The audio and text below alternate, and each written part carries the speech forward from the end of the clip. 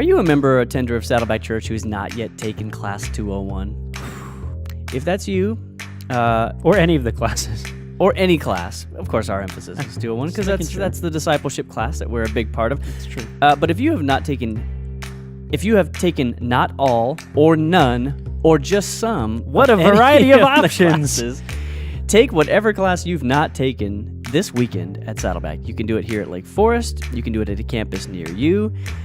We teach Class 201, so obviously we love that. We teach habits of spiritual growth, but obviously take Class 101 before you take Class 201. Take them in order. They're all built to help you along your spiritual journey, help you to know Jesus better, help you to walk with him, connect with our church family, and all that good stuff. Class 101 is our membership class, so you've got to start there. You will really enjoy it. And then go on to Class 201 where you can see us, at least if you're here in Lake Forest.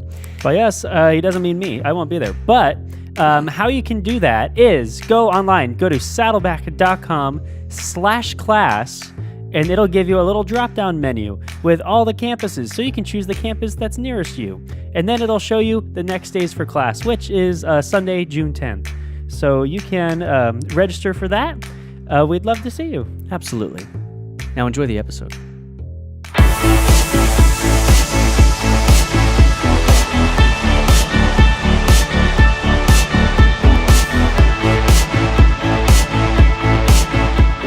Hey, and welcome to Doable Discipleship. This is a Saddleback Church podcast and YouTube show designed to help you deepen your walk with Jesus, your friendship with God, or as we affectionately call it, the show that helps you grow. We do. My name is Doug Jones. If you haven't met us yet, hi. I'm Jason. I was getting there. I'm Jason. I was just being a warm, friendly hello. Oh, yes. So this is week 2 of a series of episodes inspired by Pastor Tom Holliday's book, The Relationship Principles of Jesus. If you're watching on YouTube, I'm holding it up. You can see it right there. Beautiful. Yeah. So last week we covered principle number 1, which is nothing is more important than relationships. We also gave you a task at the end, if you remember. So the question is, how did you do? How did you do with your task?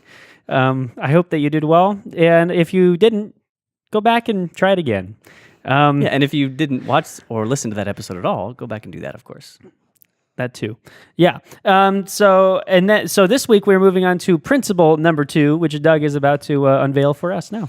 Yeah, this is a big one. This one is love as Jesus loves you, which carries us into, I believe it's day 3 of Pastor Tom's 40-day week 3 of Pastor Tom's 40-day process through the relationship principles of Jesus. And the theme verse for this week is John 13:34, which says, "So now I'm giving you a new commandment." This is Jesus speaking, by the way. "Love each other. Just as I have loved you, you should love each other."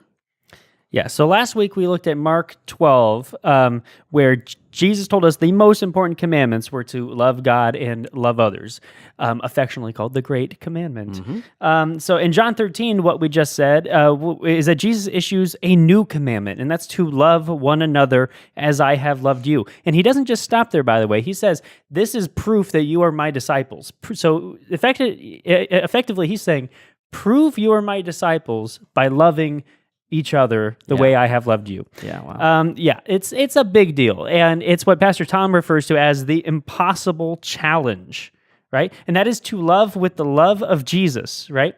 Which ultimately, when you think about it, is beyond human ability even. Yeah.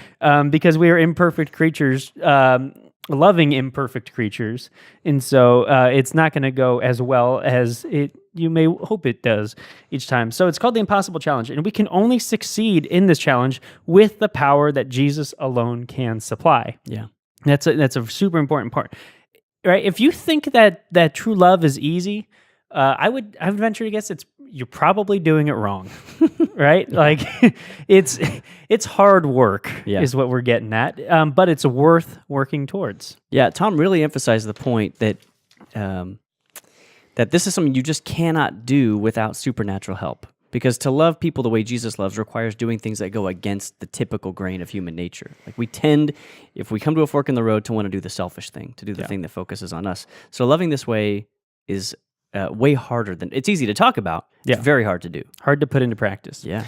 So we got this great quote here from Pastor Tom. If you're following along in the book with us, it's on page 117. He says, much of what we call love is actually polite selfishness.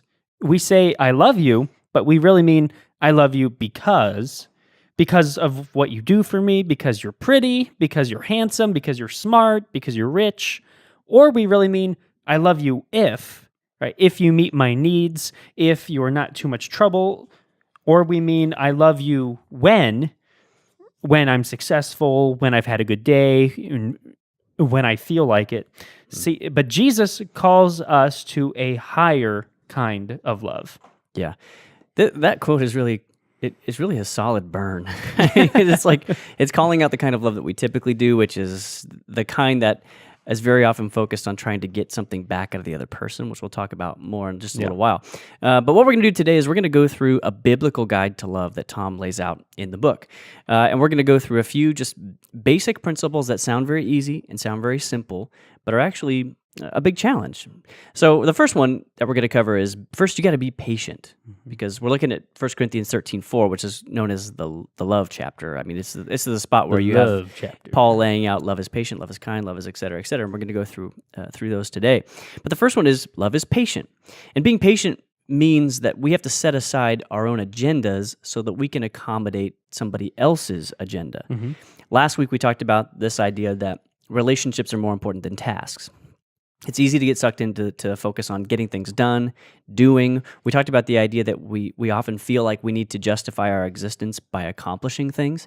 And so it can be really tough to set aside the things that we either are entertained by, or that we really enjoy, or that we feel like are most important, in order to let somebody else's needs or somebody else's, the things that have their attention, take our attention as well.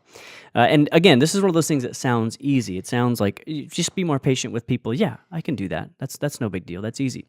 But the reality is that for each of us, myself included, my agenda is really important to me. And it's hard for me to pull myself off task. And it can be really aggravating when I'm asked to slow down, stop what I'm doing maybe even, and accommodate somebody else's needs. And it could be simple things like you're in the middle of something at work and someone walks up and taps you on the shoulder and starts asking you questions, or needs help with a project or something like that. That can be aggravating. It can be that person that just misses the social cues and holds your attention for longer than you want, and you're trying to get away from that conversation, get back to your thing. You tend to get impatient because you prioritize a task over people. It could be even like an example that my wife and I deal with all the time is like when we're home, like watching TV or something like that. We'll have a show on, and Joyce, my wife, is extremely, extremely inquisitive. She has questions. She's always thinking about, she's always examining the motives of people, why they do what they do, and what's the purpose, or what's the meaning behind that, or why do you think that happens? Full of questions whenever we're watching something, whatever it is, fictional, documentary, doesn't matter. Let's talk about the moral quandary here that they're facing. Or she's reflecting on things. She's like, can you imagine what it would have been like to be this person? I'm like, I'm just trying to hear what's going on. You're like, well, this was a fictional account. So, so Joyce and I have had to work through this patience thing, because she's full of questions when we're watching something, and I have to be willing to stop, give her my attention, process the thing, and then go on. So we fall in love with the pause button. And Joyce now will just say, can you pause it for just a second? That's like a phrase that always comes out. Can you pause it for just a second? Pause it, stop, give her my attention, and then, talk through the thing and then go on. But we've got to be willing to break our attention off from the thing that's most important to us, because if we are unwilling to do that, then we are by definition prioritizing ourselves and our own needs over the needs of someone else. Yeah, I think this comes into play too when we're talking about that love is patient. It's patient in terms of like sometimes we want to approach something our own way, and another person though has their own way of approaching it. So like an example with my wife and I is she is a processor, so she likes to take her time, think through like what it is that she is thinking or feeling about a situation, and then talk about it. Whereas I'm more of a let's talk about it now, and let's talk, kind of thing. So I've learned to be patient and say, okay, I gotta wait. I know that she needs time to think this through, and it's probably good for me to take time to think this through too. Instead of just trying to hark it out right away. So I think there's multiple facets of this idea of love is patient. Yeah. All are super vital, but the key is don't try to rush through your relationships. Yeah, that's a great one. Yeah. Take your time with it. Yeah. That's great. Okay, so our second thing that we want to talk about in a biblical guide to love is be kind. Love is kind, it says in 1 Corinthians 13:4. Kindness kind of sounds like a low-impact word, and I get that. But it is among the most important ingredients to a healthy relationship. Yeah. Kindness. Kindness means taking positive action to serve someone else. Yeah. And most often, this can be done in just the little things. So what we're talking about here is serve one another, just be kind to one another, is do acts of kindness. It can be something even as basically simple as opening up the car door for your spouse, or, giving a compliment to your kids, Yeah. or bringing a coffee to a coworker, like whatever, just little things that reinforce and build up your relationships. Yeah. I think it's something that can be easily missed, but it's something that's so valuable. Is if you want to invest in, prioritize, and empower and build up your relationships with people, it goes a long way to do just little simple acts of kindness. Yeah. Sometimes we think we're being kind in relationships, I think, because we bear in mind the things that we tell ourselves we would do for somebody. So like we measure our love for somebody based on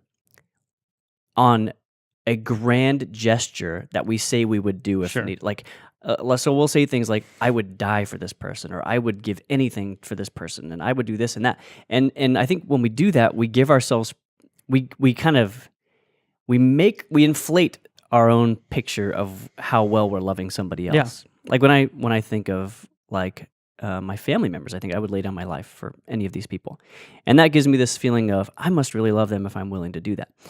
But then I can look at a myriad of ways that I fail to love them on a daily basis in the small things. Yeah. And in reality, the health of those relationships actually rests more heavily on the little things that I do or don't do to show kindness to them throughout the average day than it does on some grand sacrifice, some theoretical thing that I might someday have to do, but probably won't.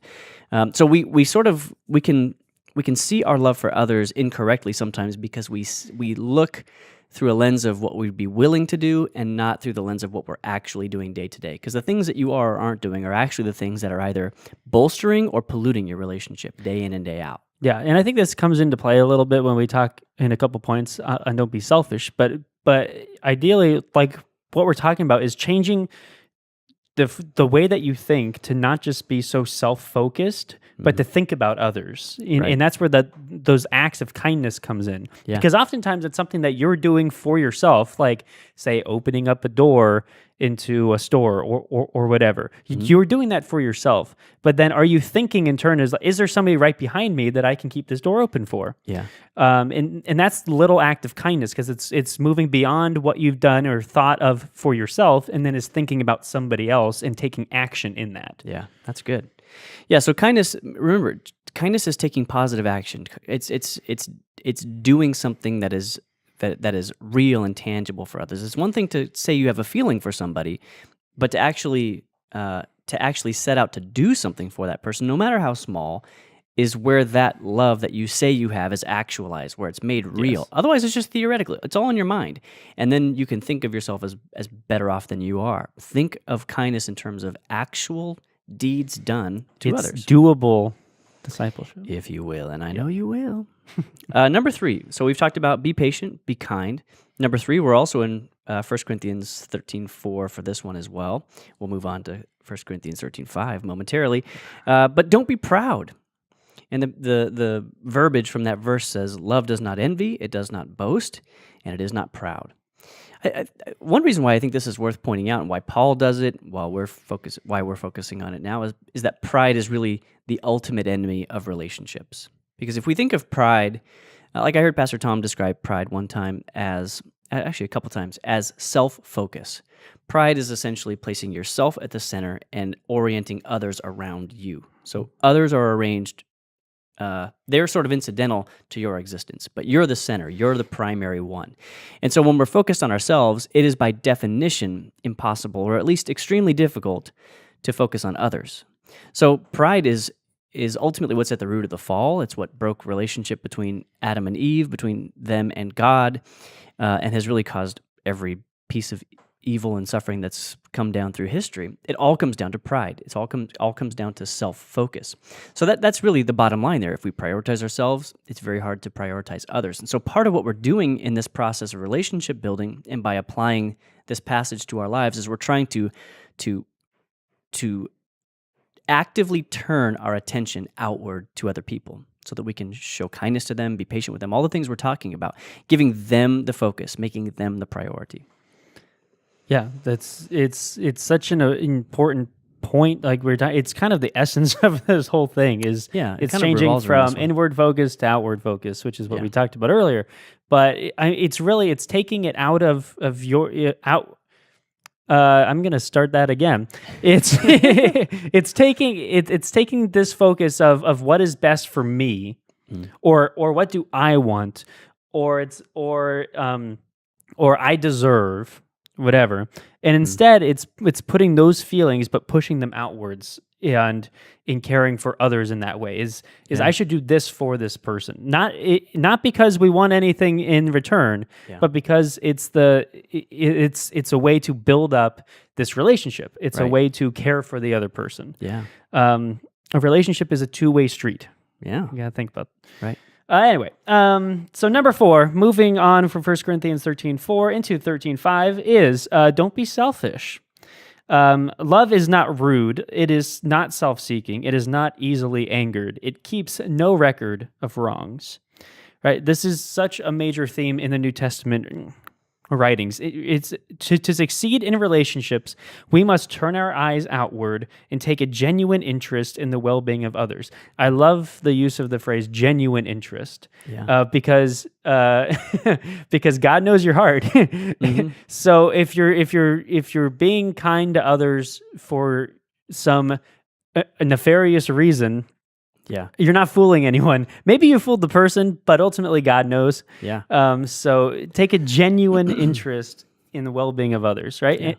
And at times this may come super easily. There are some relationships that you have that are probably super easy, super smooth. You just love getting to do things for the other person. You have awesome times of conversation and well-being. But other times it can be a discipline. It's something that you got to think through and really think like how am I going to take actionable steps to make this relationship better? Knowing that the other how the other person reacts and acts is out of your hands, but how are you going to take steps to make this better? And that involves not being selfish. It's doing things for the other person, thinking about the other person, praying for the other person.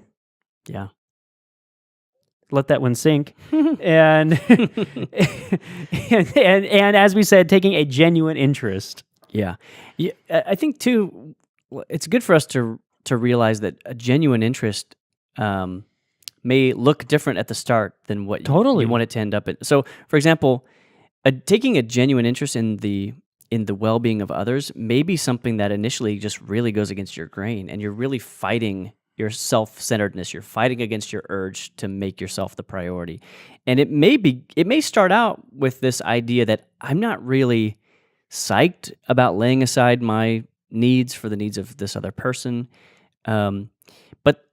And that's where it begins as a discipline, where you just decide this is what I'm going to do. And this, like the words of Jesus that I repeat often in my head lately when I'm trying to prioritize others, because I am a super proud, self-centered person at the core, and I'm constantly, with the help of Jesus, working to gain more and more victory over that.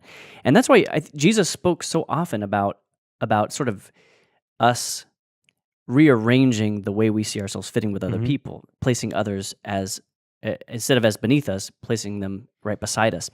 And I know for me, just his simple words of when he told his disciples, if you want to be my follower, you must deny yourself, take up your cross, and follow me.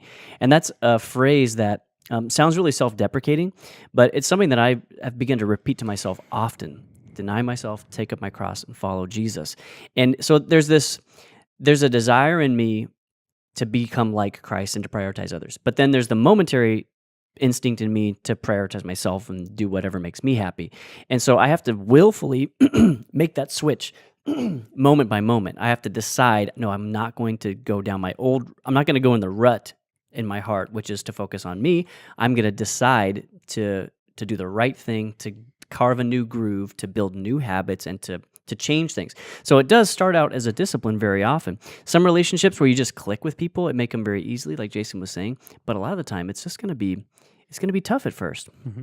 But I think over time, the repetition of that habit, the repetition of prioritizing others, can cause a gradual transformation on the inside of you, where that desire becomes more genuine and becomes more second nature over time. Yeah. Anyway, shall we move on to the next one? Number 5, we've talked about be patient, be kind, don't be proud, don't be selfish, and 5th and finally, don't give up. 1 Corinthians 13:7 says, love always protects, always trusts, always hopes, and always perseveres. And I think it's important for us to have a realistic view of relationships here, and that's, I think, what this point helps us to do. That relationship building or improving or, building love into a relationship is not like a snap your fingers overnight kind of process. It doesn't just happen suddenly. It takes time. Lots of mistakes will be made. There will be lots of failures along the way. Sometimes it'll feel like a 2-step forward, 1-step back kind of situation. Old hurts and habits will not go away suddenly. So you may be in a long-standing relationship where there is a lot of piled up baggage because maybe the relationship has been toxic for a long period of time. And those old hurts don't just vanish suddenly because you make 1 or 2 good choices. It takes time. You have to stick with it. And I think that brings us to an important point, which is sometimes the best thing that you can do for a relationship is just keep going, is just stick with it. Go ahead. In the words of Jason Mraz, I won't give up on us, even if the skies get rough. What a great song It's reference. literally was playing in my head the entire time you were just talking right now. Oh. That song. Along with what you were saying, of course. I was but thinking Bring Me a Higher Love when you were talking about... I don't know that song. Oh, well, maybe we'll link it in the show notes. Go to Spotify. Go listen to this one. It's an old one. Let's check out a quote that I think is really great on this topic of not giving up or persevering. This is from Tom's book, page 131. And I think this is it's kind of a moving picture of what perseverance can be. Tom says, the word persevere has a compelling picture behind it in the Greek language. It's the picture of a soldier who, when the enemy was approaching, would tie their leg to their fellow soldier. And by doing so, if fear were to overtake them, they wouldn't find themselves running away and leaving their friend to fight the battle alone. They literally bound themselves together so that they could fight the battle together. You might be right on the edge of quitting in a relationship. Hear again from Scripture the truth about the power of love. It always protects, always trusts, always hopes, always perseveres. Who do you need to decide to bind yourself to? Say these words to them. I'll face this with you. I believe in you. I'll look forward to the future with you. Even when every bone in my body wants to run and hide, we're bound together. I will stay with you and we'll overcome this together. I love that picture, and this kind of strengthens the focus on riding out the tough seasons, sticking by one another, deciding to forgive one another, to make better choices, knowing that with time you can get to a better place. I've heard people say a few times who've been married a long time, and again, we're not just focusing on marriage here, we're talking about relationships in general, but this principle applies to all of them. This idea that, I've heard some older people who've been married for maybe 50, 60 years be asked the question, what's the secret to a long marriage? And I've heard some of them semi-facetiously say, just stay married. And although that seems like a really simplistic answer, there's a reality, there's a real truth in that. Like, not only do you literally keep the institution of marriage going by staying married, but you also get better at the relationship if you'll just stick with it. You ride out the tough seasons, you understand each other better, you learn to subvert some of your own desires and needs in order to accommodate the other person, and with time you get better at that. So there is a practice makes perfect kind of aspect to this. Yeah, totally. I think expect or just know that there will be hard seasons in relationships. There will be. no relationship is perfect, on this earth. And so there will be hard seasons. So if you just know that going in, then when one comes, it's not like, a fight or flight kind of ideal where like, oh, I got to get out. Like I wasn't expecting this. Yeah. Just say, okay, it's time to hunker down Yeah. and really take it upon yourself, because you're not responsible for the other person. Take it upon yourself to say, okay, how can I love this other person better in this time? Yeah. How can I learn to speak to them better in a way that they, can, really sink into. Yeah. So take it upon yourself to learn how to better love the other person in your relationship. Yeah. And then maybe the other person's doing the same thing if you send them this episode. Yeah. If you are in a relationship now with a friend or a family member or with a kid or anybody, if you're in a relationship that is harder than you thought it was going to be and seems kind of hopeless, just know that it may not actually mean that relationship is hopeless. It may just mean that your expectations were wrong, that you entered the relationship with the wrong expectations. And that I know that was a big one for Joyce and I when we got married. We both brought expectations. We'd never been married before. We're figuring that all out. And we both had a sort of this like rosy picture of what the relationship was going to look like. And then we got into the reality of marriage, which is tough and involves a lot of... Joyce said, "What did I do? What did I do to deserve you? Where did I go wrong?" We got into the reality of the relationship, and then we had to figure that out and decide, okay, it's not what we pictured, because it's just when you get married, you picture just life is going to be happy, and every time someone tells you that it's hard, you're like, yeah, sure, but not for us.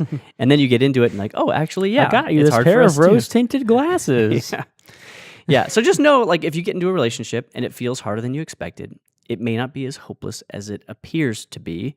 Your expectations just may have been way off, and now you need to deal with the real circumstances and make real changes to make the relationship the kind of relationship you want, and one that's honoring to Jesus, of course.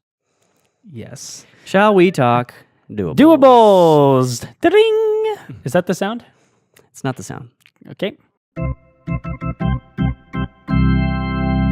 Last week we had a super easy, like, do this, see how you do kind of thing. We got another one of those for you today.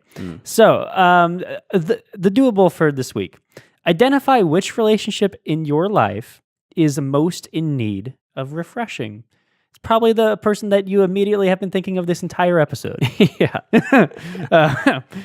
So the steps. Okay, plan and execute one act of kindness, no matter how small. Again, no matter how small. So one act of kindness per day for the next 7 days, and follow through. Guys, it can be something as simple as send a text saying, "I hope you're having a good day." Yeah. That's literally probably the simplest thing that you could do. Yeah. Or it could be something a little grander, but it can be as simple as that. So see what happens when you inject love into that relationship, and then see in a week, and just see if, how things have changed in a week. And maybe they have, and maybe they haven't. If they haven't, that's all right. Just keep doing it. Don't give up. Persevere. And then, that's all I had to say about that. Yeah. And remember, it's one act of kindness per day, not one for the 7 days. You're not like, oh, that's a good. I should have clarified you that. may I have suppose. said that. I'm not sure if you did, but I just want to make sure that's one per day. Do one a day. Here's a point that I think is worth making on that. Something as tiny as a text message or some tiny little gesture, like a tiny little olive branch act of kindness, can seem like a really insignificant thing. But when you think of, and I don't know what the quality of your relationships is like overall, but if you're thinking of the most strained relationship in your life, it can be really amazing how much of a difference one very small act of kindness can actually produce. Where if things have gotten to a really negative, really unpleasant place, one little act of kindness can be an absolute beam of light into that dark situation that will suddenly start to slowly... I don't think we should overpromise here and make it out as if like one act of kindness is going to dramatically... But it's amazing how one act of kindness in a really ugly situation can really pierce through and hit with a lot of impact. And so if you'll make a habit, and we're just saying, let's lay out the next 7 days. If you'll just make a habit for the next 7 days of doing one act of kindness, no matter how small, you might be surprised how how much of a shift can happen in at least the tone of that relationship, if not the quality. Yeah, and don't forget, be patient, be kind, don't be proud, don't be selfish, don't give up. Yeah. Yeah, and don't do your acts of kindness with ulterior motives. Don't be manipulative with it.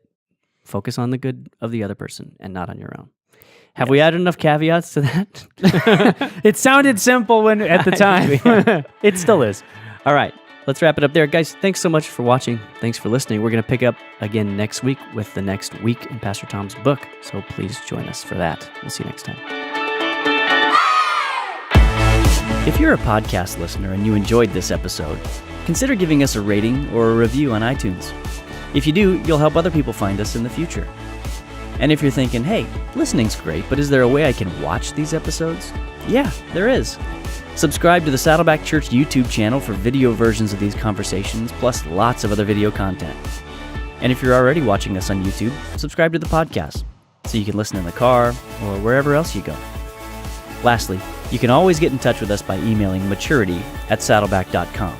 Send us your thoughts, send us your questions, your Bible questions, your life questions, whatever. Who knows?